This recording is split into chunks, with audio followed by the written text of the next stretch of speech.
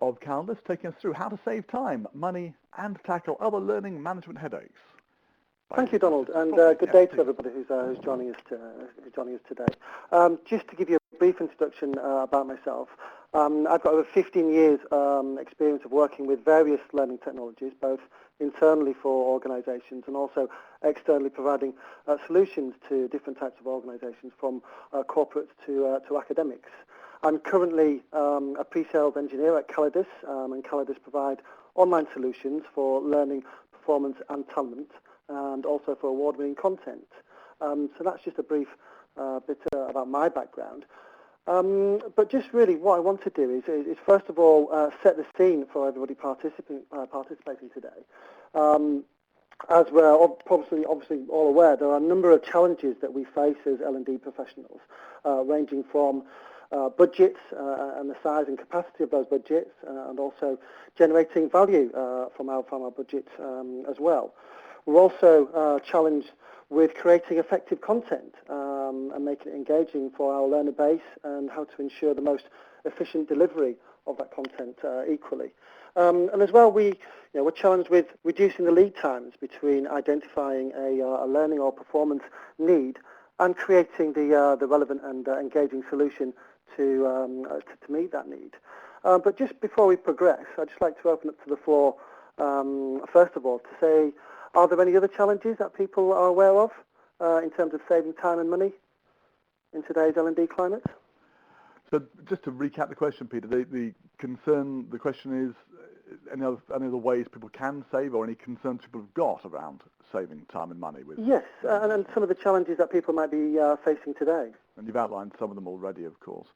I mean, I do know that when I've run training companies in the past and I've worked with clients on doing this sort of thing, there is, for me, one of the big problems is the plumbing of the infrastructure of the systems that people have got. The people tend to have lots of information, lots of different places, and they underestimate the cost and the difficulty of sharing things between those systems. So you might have all your personnel data in one place, and you want to pull it out and put it into, I don't know, a system which enables you to track whether you're delivering a classroom course or not. And it always seems to take more time than anybody imagines to go through that very simple process of sharing data. But everybody else has got their thoughts to share.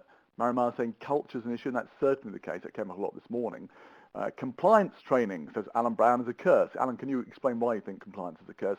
And Bob's adding, he's trying to get the message over that it doesn't always have to be a training course in a training room. And I think that goes with Marimar's point about culture, that very often you get pushback if it's not done the way it's always done. Marco echoes my thought about integrating technology. Barb just wants to know what people understand technology and what's available. Yeah, I totally agree with this point of having to tick a box. I think that's what Alan meant about the curse of compliance training. It's when people think they're just going in to tick a box, then suddenly all the learning stops, and it just becomes a matter of getting through the exam. Are some of these comments sort of ringing a bell with you, Peter? Are these things you've come across before in your own experience in working with clients? Absolutely. There's some very relevant contributions there. Yeah. Hopefully we'll touch upon some of the issues relating to compliance and to culture and to infrastructure later on in today's session. Yeah. But it's good to see those kind of responses. I do like Richard's phrase, organisational indifference or old-fashioned culture.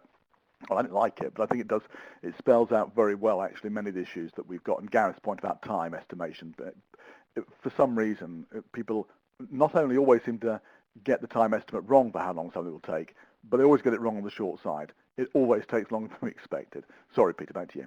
No, that's fine. Yes, I just think one of the things that we are going to touch on later on is how we can address the cultural impact. I think organisational indifference tends to come from people's previous experience, perhaps, of online technologies. Yeah. I'm sure we've all been in positions where we've asked the question, what exactly is in it for me? This is perhaps content that is not relevant or out of date, and it's actually addressing those concerns in the learner base, which would feed into the sort of strategic approach of learning and development, and how to create content and solutions that really engage the learner and don't switch them off at the first experience. Okay, so I just want to ask another question at this point, just to tie it back to some of the time and cost-intensive activities that we perhaps involve ourselves with when managing learning and development. So if I could just ask the floor again to contribute some of their thoughts around these time-intensive activities when administrating L&D. While we were talking there, Mara made the point that learning is not just an organisational responsibility, but it's also one for individual employees. But, of course, not all individual employees actually get that and get engaged. Anyway, yes, what are the most time-intensive activities when administering L&D? Well, there's a lot of thoughts coming through very quickly on this one. I think people, it's where the reality hits us when we have all these swell ideas, these fantastic thoughts about what we could do, and then we come up face to face with the reality. Like, for example, DRS says, checking that manual inputting is correct. I mean, that's the ultimate issue, isn't it? But if you get the rubbish data in, everything else is going to go wrong. Richard's talking about planning. Dan has got a really long list. I suspect there's a sort of painful backstory there for Dan about the administration of learning activities. But just all the detail, isn't it, Dan, of making sure that a course, online or face-to-face, is delivered well, and there's so much that goes around it. Sean, you talk about juggling schedules. Could you talk about that? And Marimar, you say you disagree with administration in conjunction with L&D. I think what perhaps you could explain what we mean, but I think what Peter is saying here is that there's a lot of. Well, Peter, when you talk about administering L&D, rather than me put words in your mouth, what is it that you're saying? It's just the activities, well, I guess, relate mostly to the formal learning approach. And there's a lot of suggestions coming through about managing resources, booking classroom and course venues, and just really the time it takes to create these activities. Marimar says, look, that sounds to me not like L&D, but training management. So I take your point, but I don't want to get bogged down in a semantic issue here. I'd say that training management is an essential part of L&D, like it or not. We know that we have to do a lot in learning and development that doesn't involve managing training, but nonetheless, it's a crucial part of it. There are some detailed ones here. So Marimar, we're going to continue with that thought, the idea of how we actually just get the administration side of it and the management side of it right. Some quite specific things coming through as well, just down to the detail of booking conference rooms and managing public holidays worldwide. But look, interesting point there. I don't know if you've seen it, Peter, Bob's point. It was managing course attendant, but Bob's switched to an LMS-based booking system and have saved hours. And I know in the past I've switched people over to technical systems, and it's made huge differences in the effectiveness of what people have done. Well, not the effectiveness actually, but just freed up time for people to do stuff other than shifting data from one place to another, which is what a lot of this tends to be about. But sorry, Peter, I'm doing all the talking. It's no, that's fine. I think I think what you're doing is facilitating the comments that people are saying, and I think that shows that there is a lot of commonality, with the people attending today. Yeah. And there's a lot of pain sharing by the looks of things as well. I think we all feel the pain. I think we've all been there of that business that something just has to get done, and it's a painful process. But you've got to go down, and usually it's about printing, checking, or shifting data from one place to another, in my experience, Peter. Exactly, yeah. And I think what a few people are talking about here is the actual costs associated with formal learning activities. I think there's also some consideration to be made regarding informal learning activities. And often, if I can just switch to my next slide. This slide isn't based on any particular raw data, but I think it's just there just to illustrate that there can be perhaps a paradox between the amount of time and cost that is spent on formal learning activities as regards to the actual impact of those learning activities. As the graph illustrates, usually the impact from informal learning activities, and by informal that's people who are in their role on a day-to-day basis, engaging with their peers, engaging with their subject matter experts, just in time to address any particular learning or development needs they have at that moment in time, as opposed to waiting for a formal learning intervention which may be weeks or even months away. And obviously the spend in regards to informal learning in terms of direct spend can't really be tracked or facilitated through something like a learning management system as easily as formal learning interventions can be. And we have this issue, don't we, that we tend to measure what we can measure, and because we can measure it, we add more importance to it. Whereas, in fact, of course, we know in reality that most of the learning takes place. We are learning animals, naturally. Most of our learning takes place day to day in everything we're doing without any formal intervention. And so, but we know that nonetheless, because we can't measure that very easily, if at all, therefore the focus goes on the stuff we can measure, which tends to be the formal delivery. Exactly, and I think there's some indirect costs that may be associated with the formal approach, such as the time out of the business, for example. The costs associated with creating classroom events, and also the travel to these events as well. This is all, the time aspects that are removed from people's individual contributions to their roles because they're attending formal learning interventions. But there's also some indirect costs for informal learning, such as the potential inefficiencies of having multiple systems, multiple areas where content is created, the integrity of this content perhaps, because you're losing that central control. And I just wondered if there are any thoughts from the floor regarding the indirect costs when it comes to both formal and informal learning events. I don't think you can you have an informal learning event? I think if you suddenly, for example, if you're having a project meeting and the team needs to get together on a regular basis just to share ideas amongst themselves, that perhaps is a time where they're not working on the project itself but getting together. But how would you evaluate that cost and impact? Again, it's probably a local issue. Yes, it's difficult to say, isn't it, what the impact would be. But yes, of course, there are always times when you're working on something when you're not actually producing. You may be communicating, and hopefully that's a learning process. But I think it's far easier probably to identify the costs or the opportunity costs for formal learning, rather, in particular the time taken, both in the doing of the learning and also in the travelling to and from if it's a physical event. Does anybody have any suggestions about how indirect costs could be assessed and evaluated when it comes to learning interventions?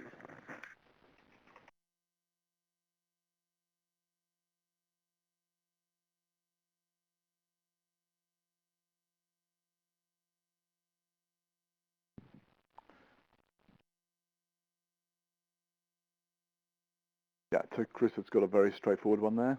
Peter, impact on performance. Impact on performance, yes, and I think we'll come to that later in the session, but that's a very good point. Yes, and the cost of abstractions from work, so pulling out of work to attend training. I think that's cost rather than COTS of pulling out. But yeah, the cost of not being at your work actually doing it. So it's two ways of saying the same thing. It's the impact on performance. And of course, then Barbara raises a good point. Does it actually add value? Are you actually doing something worthwhile in this intervention? Yes, I've had quite a lot of experience of trying to access my internal subject matter experts and the time spent trying to accomplish that versus the actual value of some of the responses that I've got, as opposed to referring to a learning content management system, for example, or even something as straightforward as a set of frequently asked questions and a repository of knowledge and the learning content is perhaps more valuable than going to different people and repeatedly asking them the same questions over again, which is something I've had quite a lot of experience of. That's a very good point. I mean, very often we talk about informal learning as if it's the solution for everything, but that's not to say that it can't be optimized.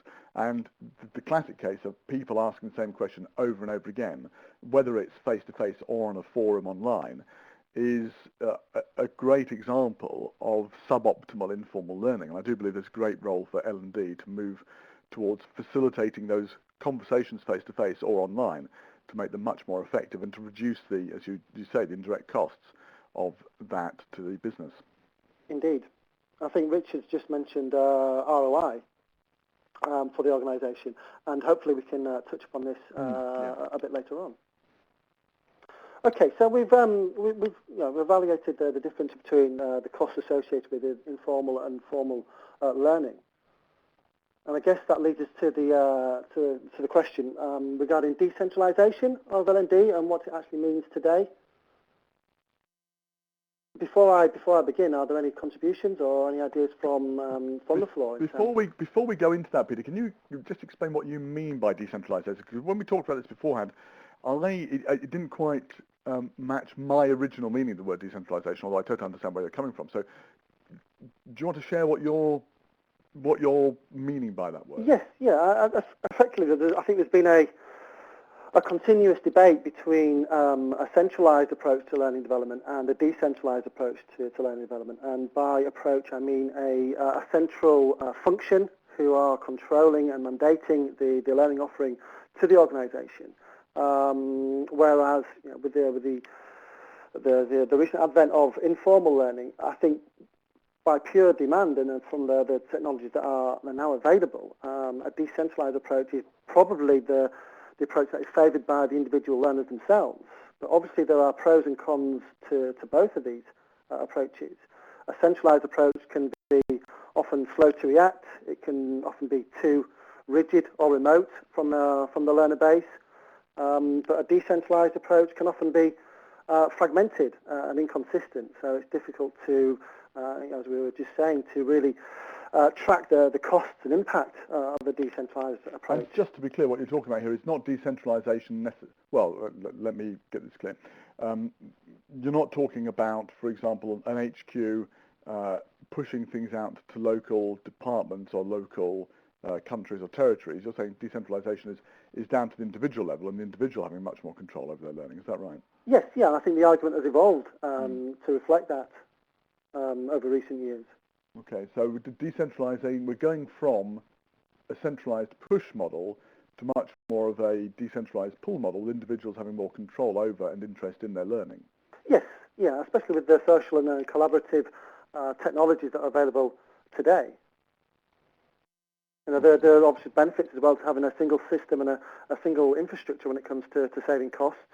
Obviously, it's more easy for a centralised function to align the learning offering with the corporate strategy and directives. But then again, in a decentralised environment where the learners and people within the business who perhaps have an occasional or wear occasionally an L&D hat, they have more control over the learning interventions and they're more responsive to their local needs. It comes back to a point that, Marimar says here, decentralisation means more liberalisation. But Marimar raised the point earlier that, and I'd say yes, it does mean more liberalisation in the sense that it's not dictatorially coming from the centre. But I'd also say that you raised the point earlier about individuals taking more responsibility. And I think not everybody does necessarily take responsibility. So decentralisation, to answer the question you've got here, Peter, does mean, yes, it means the organisation not pushing stuff out more. But is there also an incumbent responsibility for the individual to take more control and show more interest in their own individual learning? I think that's an offshoot equally just of the culture that is created or that is being created. I think in my experience there's been a very much a seismic shift over the past 5 years or so, moving away from a centralised structure. But that doesn't mean to say that a decentralised informal learning structure is the way forward either. I think it's potentially trying to get the best benefits of both and coming up with a hybrid approach. We often hear about the idea of a hybrid, as you say, or a sort of crossover model, it's also called sometimes, and also federated model, where there is somebody in the middle that is sort of sharing across them.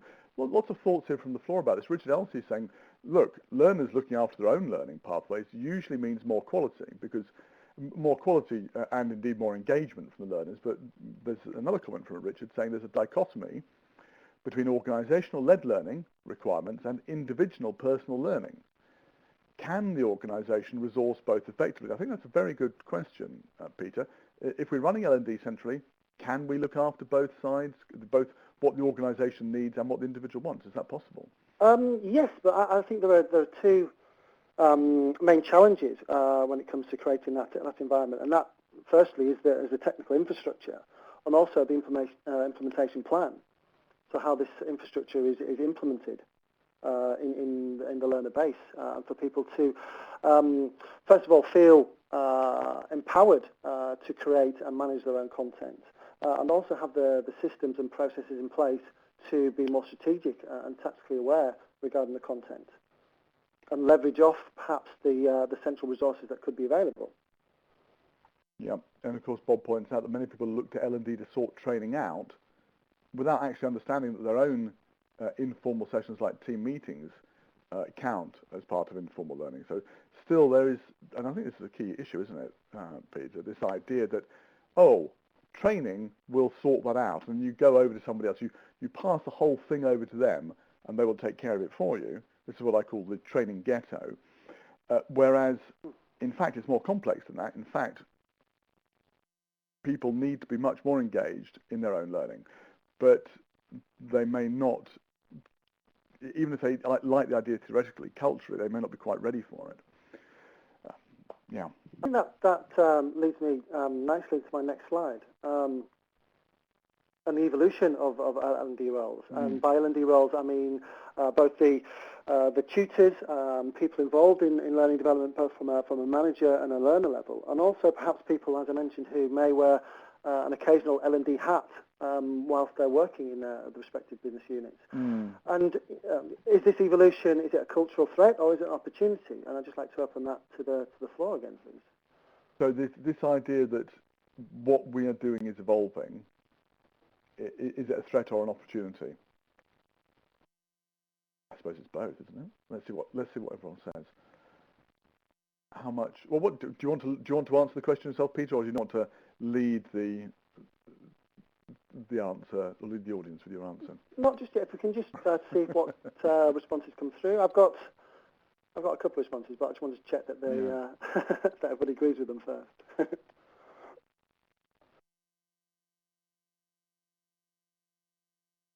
I'm personally of the belief that it's very much a cultural opportunity, but there are some caveats and some issues or potential issues that we as learning and development professionals need to be aware of.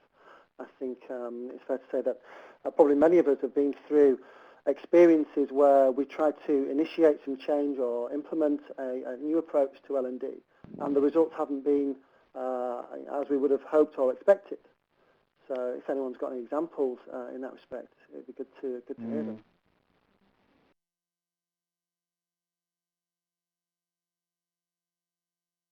So we've got some answers here to your question, which is that Marimar sees it as an opportunity, but adds that L&D doesn't always have clear answers to it. Chris says it's a threat to the current culture, but should result in a better culture.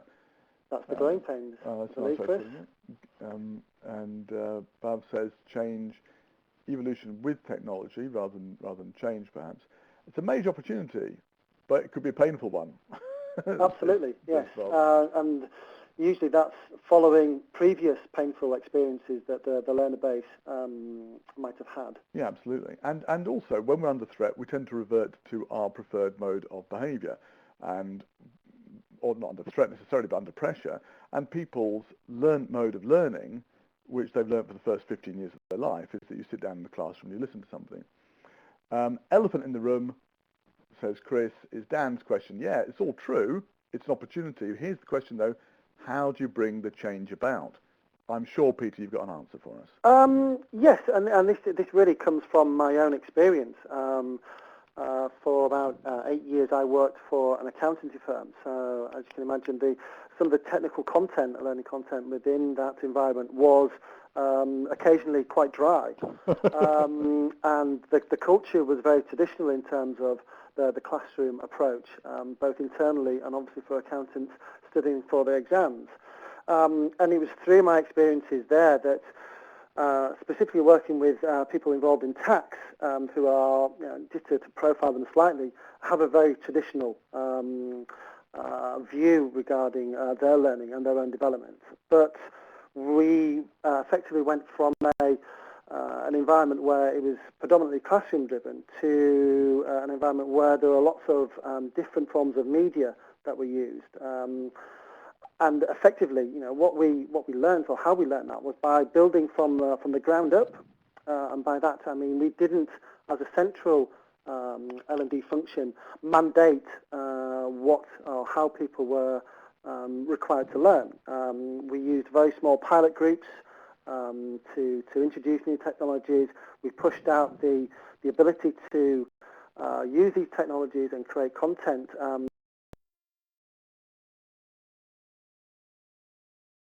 themselves.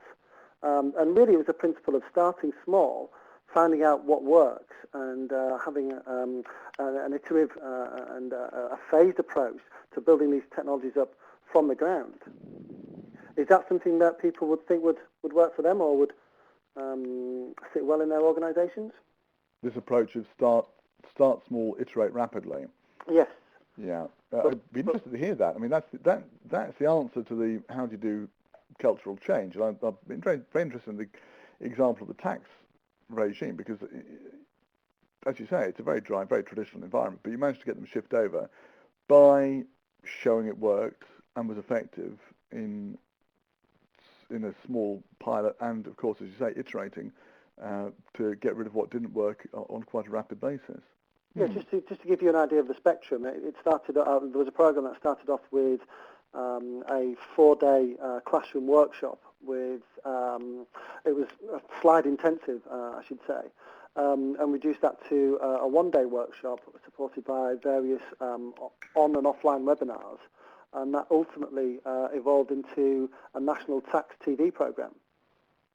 I can't say I'm going to sit up late on Saturday night to watch the national tax TV program, but it does sound like the right approach, and good change management principles, as Chris says in the audience.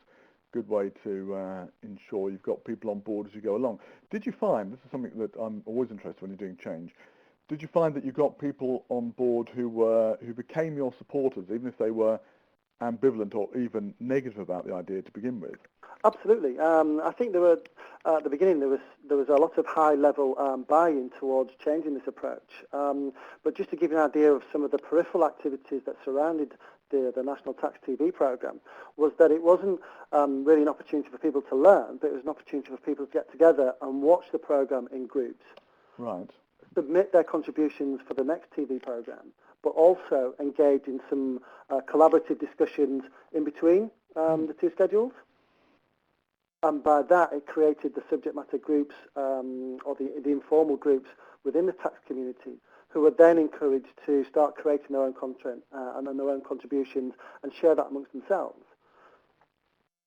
So effectively, the tax TV program was a little bit of a, it wasn't an elephant in the room, but it was a bit of a Trojan horse. Yeah. Bringing people in and actually using that as a way to engage people socially. Yes. That is fascinating. I'm interested in this other question you've got on here. Who has the permission? What does that mean? I think this does require a bit of clarification. In modern learning management systems, there are numbers of what we call out-of-the-box roles. So that would be ranging from a top-level system administrator down to a training administrator, perhaps, the users, the managers, and the tutors themselves.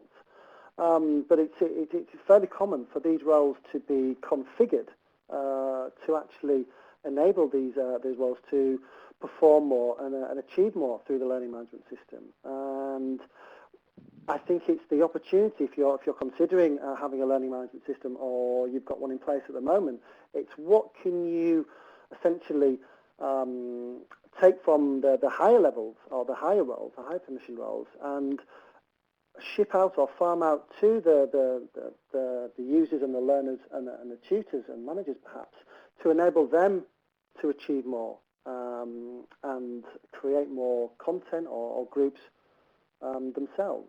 Why do we have these hierarchies of permissions?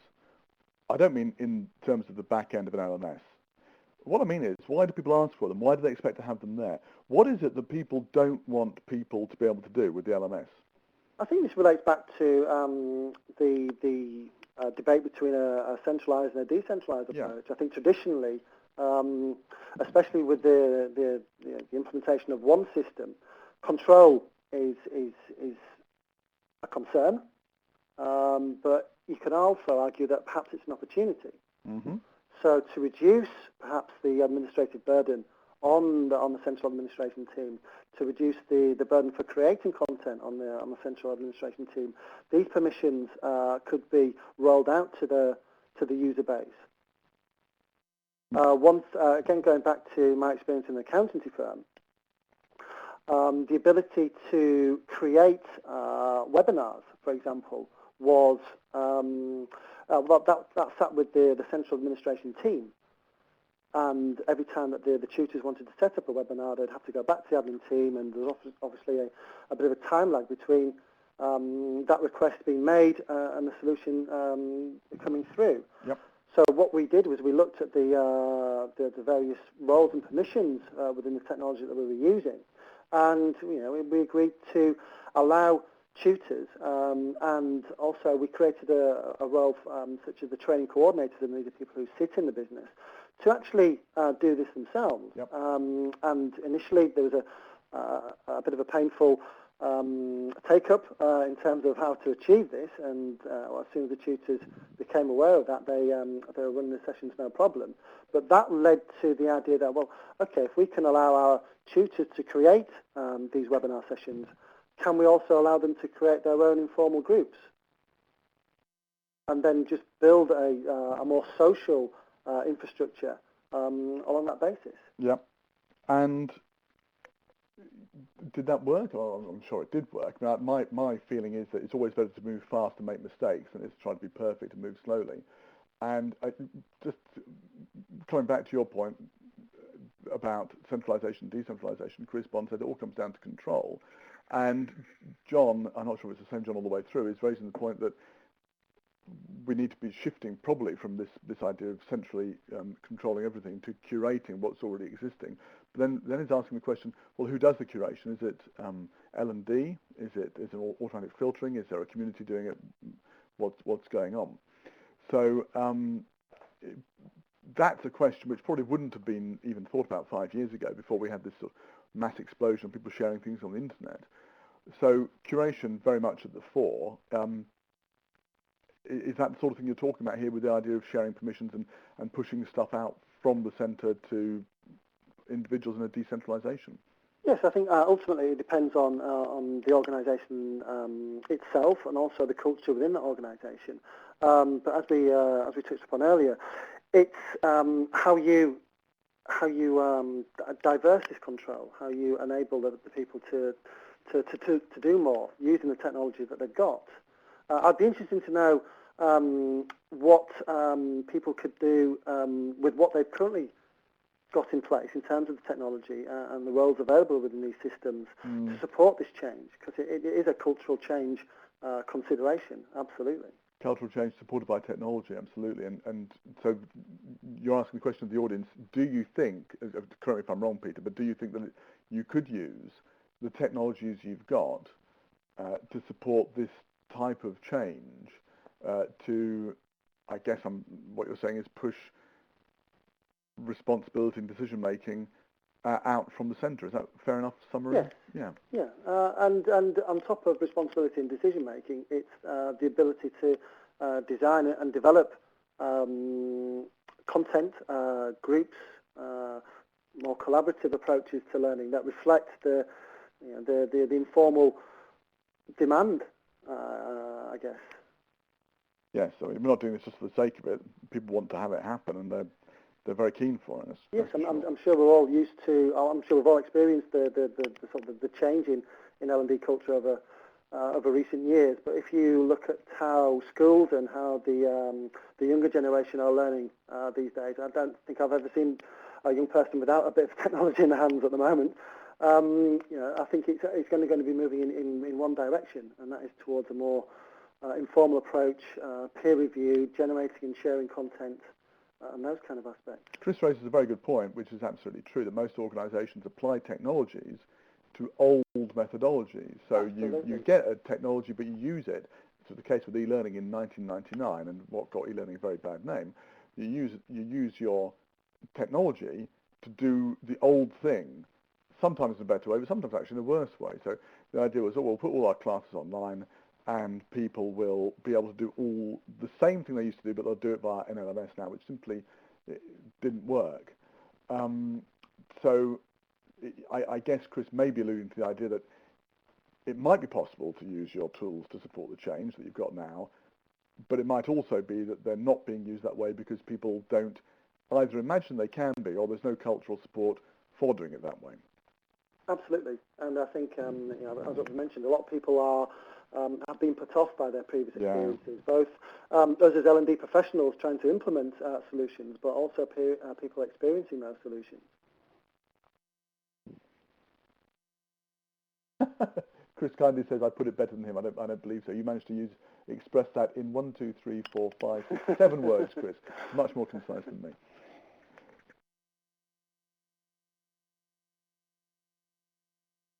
So perhaps we have the tools, perhaps the cultural change will be positive, and we should perhaps be making the change by pushing the permissions out there.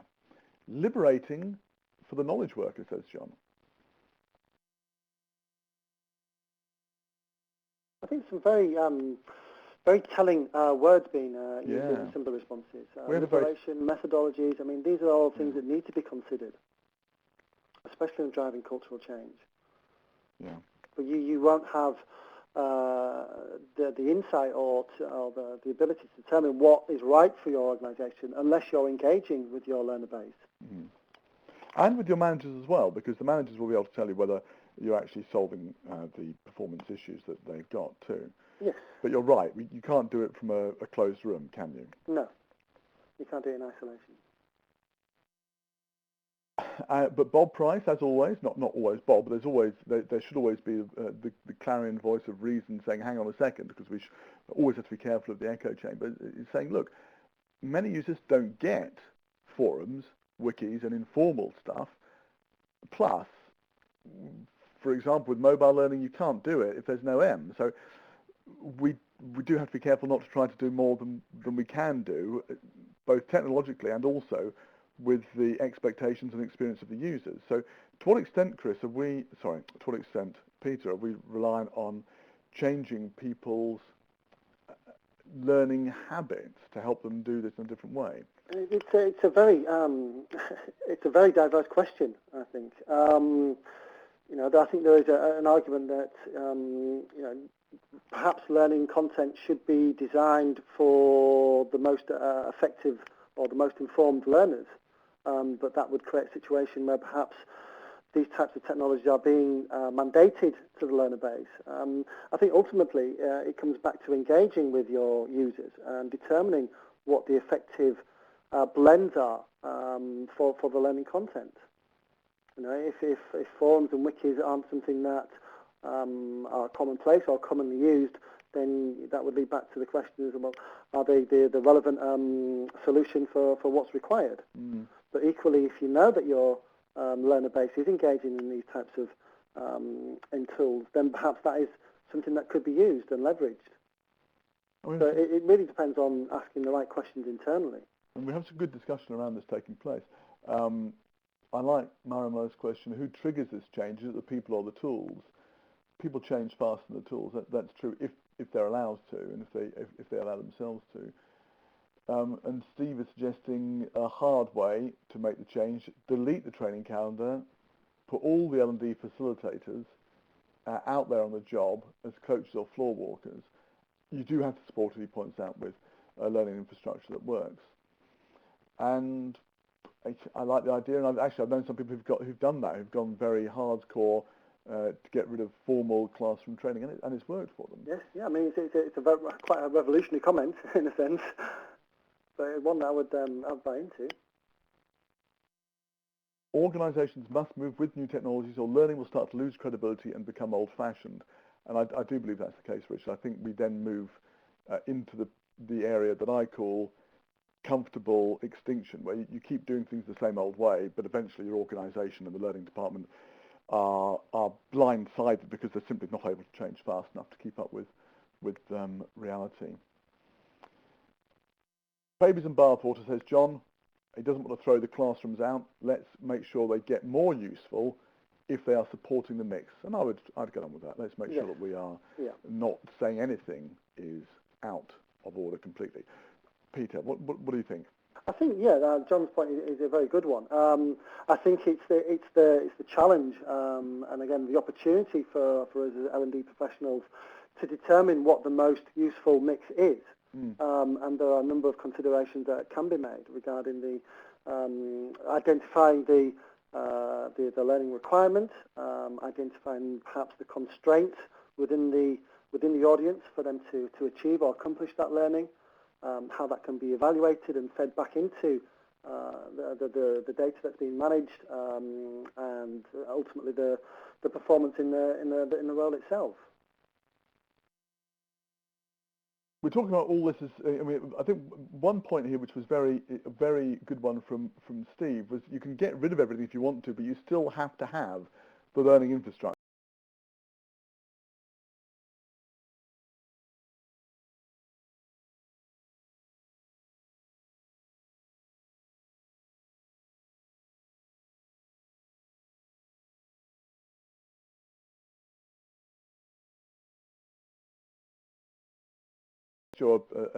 I think a company of 30 people or fewer, you need to have something that tells you what people are learning these days. It doesn't have to be an LMS necessarily, but you have to monitor in some way what people's activities are to ensure that people are getting enough exposure to the right stuff. So that comes down to, I guess, information, ensuring that we've got the technology to support all this. And that, again, is a very convenient segue into my next slide. Yes, so information obviously is key, and if we're talking about learning management systems, there's obviously a lot of data that can be stored and tracked and reported against. Some of the standard data fields that can be used are data against your users in terms of their generic data, in terms of where they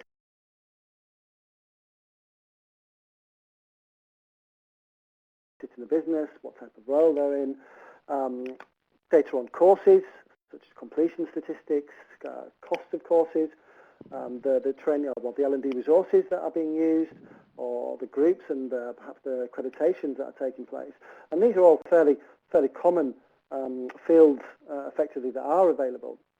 But as we move towards more of a decentralized approach, and as we try and create learning and development activities into a more strategic solution, we need to start considering what other data can be brought in and tracked and managed. And that can range from diversity statistics, for example, to really address cultural differences within the organisation. Compliance, again, is a very, very hot topic for pretty much every organisation these days. And compliance can be anything from the number of compliance breaches that are existing within the business, and also the number of compliance courses. So, I think it's part of a statutory requirement for most organisations to validate and report on the number of people that have taken their compliance courses. And ultimately, the most important thing is the impact on performance. And we'll cover this in a bit more detail going forward. But essentially, we need to validate as an L&D function how our solutions are leading to improved performance and really build the business case for L&D as an entity. I'd just be interested to know if there's if any of these examples are currently being used by people today. When you say examples of tracking or implementing or integrating performance data or compliance data into their learning management system. Well, Marco's raised an interesting point. He's saying that there's a lot of talk about data, but in his experience, organisations are not using it. They may be collecting it, and very often organisations do collect vast amounts of data, but they're not necessarily using it. So is that something you've come across much, Peter, this idea that people are amassing data, but it's lying untapped and unanalyzed. Yeah, I've seen both sides of the fence. In my last organisation, I think if I could give a ratio to or a percentage on the amount of data that was being used or reviewed or assessed from the learning management system, it was in the low percentiles. But compared that to what was available, there was a lot of untapped information in there. I actually left the organisation about 6 months after the new learning management system had been implemented, so I could see the potential for it.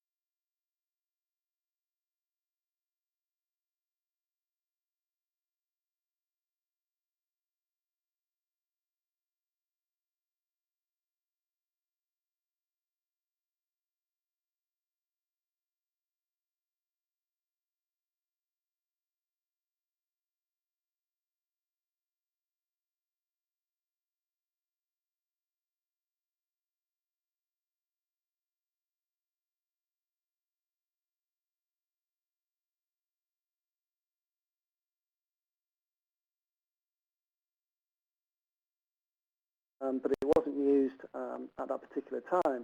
But since I've moved to my new role and I've been involved with lots of clients who are starting to bring in performance data, I'll show a report shortly that can illustrate this. But a lot more organisations are using it and using that to build their business cases and the return on the investment for these types of systems themselves. Well, look, it's 10:02 now. Why don't we have a look at reporting now and have a look at what we can get from it? But sorry, but unless you wanted to dwell more on the idea of linking L&D to business performance, I don't want to rush past that.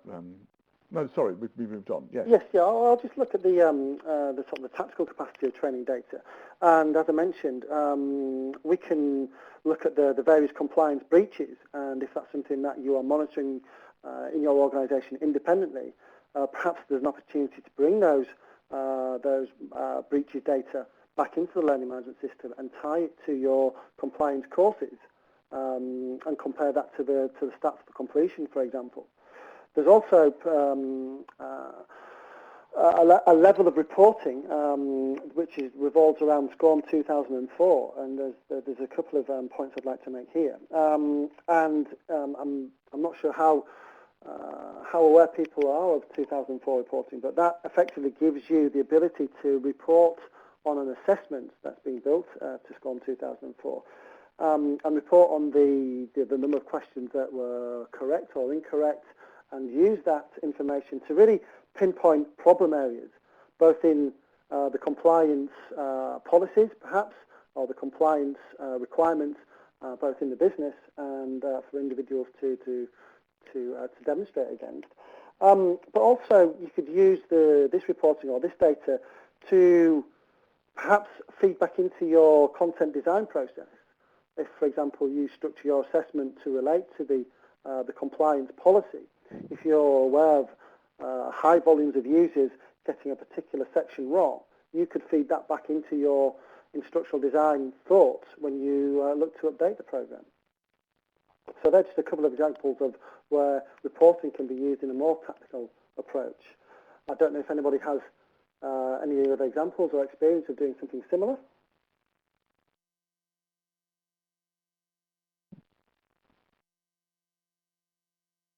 I'm not sure that we have got John typing. I'm really.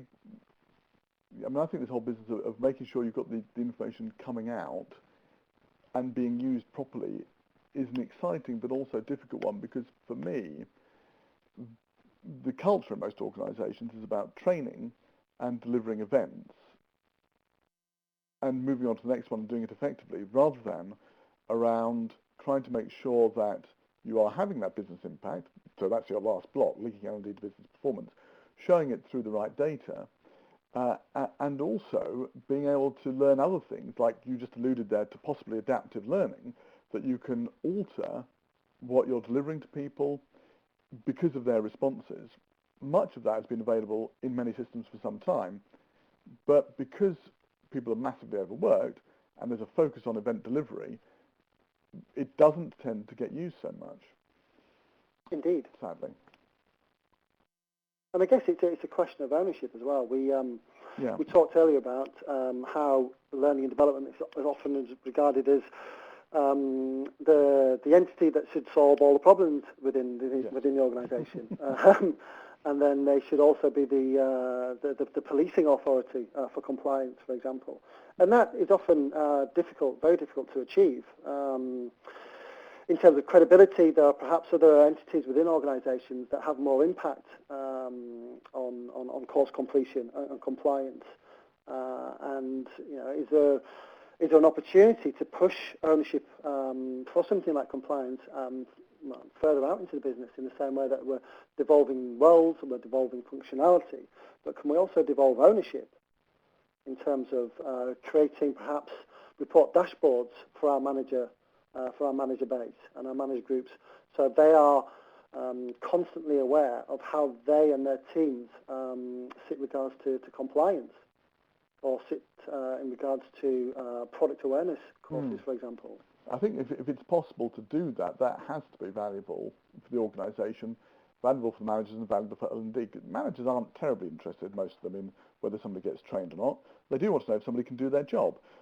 So if you can give them a dashboard that shows that you've got 85% of your team up to speed on product knowledge, that would have to be useful for them, and is talking to them in their language, rather than you've got a compliance pass rate of 85%, which is the same data but portrayed in a much less impactful way. Yes, it's how you create that meaningful data, and what, again, to use word methodologies, could be in place to support that as well.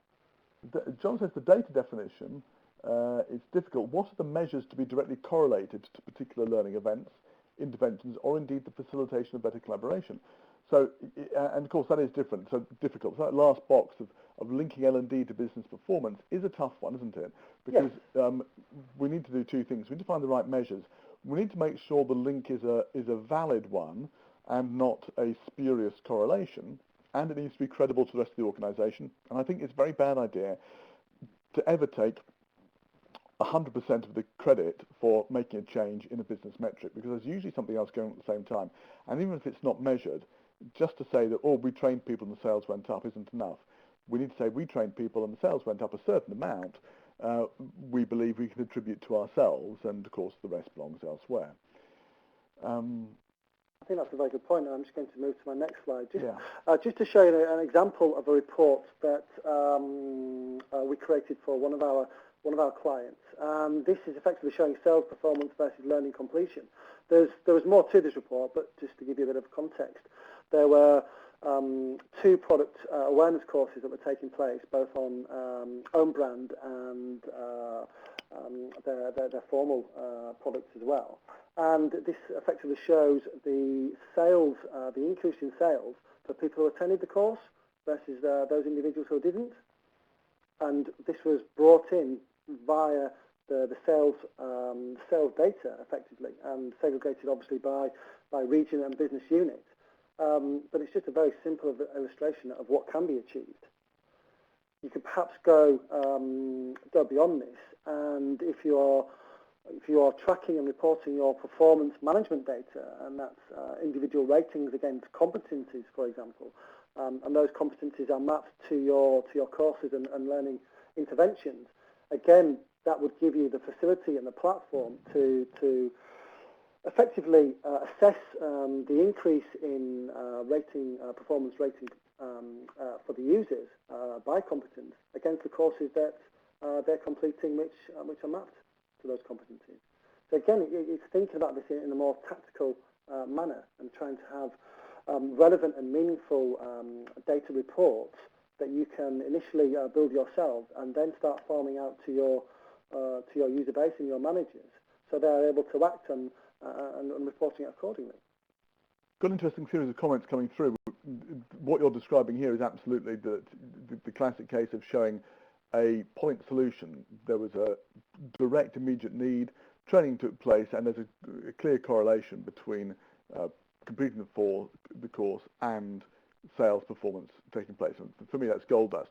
Now, Yes, then yeah. we've got other people here saying, well, generally, though, although you can do it in specific instances, generally the idea, as John says, is to measure competency, show can somebody do their job. And I think that probably what we do has to be a mixture of the two. Ideally, we have to show that we've defined more or less what people require for their job. We've shown that they've matched that. Getting credibility for it, though, is difficult, as Marco points out, but while organisations see the LMS as a delivery platform, linking to business performance will be quite difficult, because that idea of just doing force-fed delivery is very different from this idea of let's see how that affects business. So I think we need to do both. We need to both do specific point events like the one you've got here, Peter, that illustrate training resulting in a clear business benefit. That gains credibility for the department. And then we can say, by the way, we also do this stuff here about making sure people are competent. By having already won the credibility in the first place, the ability to link the numbers together through the correct back-end systems, as you displayed here, Peter, that gives us the credibility to go on and say, well, and the other stuff we do is good too. I think that the systems supporting this will also support the slightly more difficult to define success and competencies. As you say, it's effectively the golden egg of learning and development. I think so. It's what everyone wants to show. Show me it works. Well, look, here you are. Here's a graph. It works. Yes, exactly. and now I want to do some other things as well. So I've earned my chops, as they say. Let me get to work.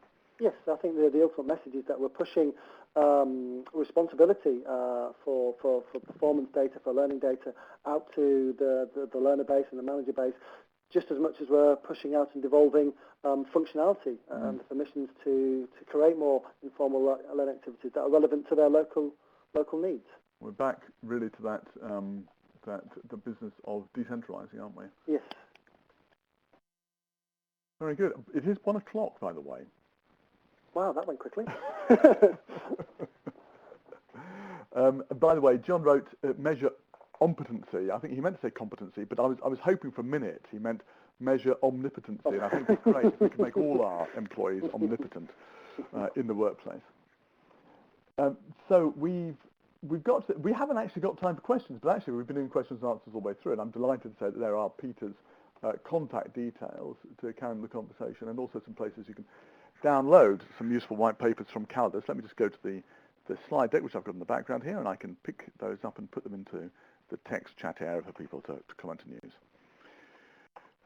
Does anybody have any last questions for Peter before we wrap up, or before I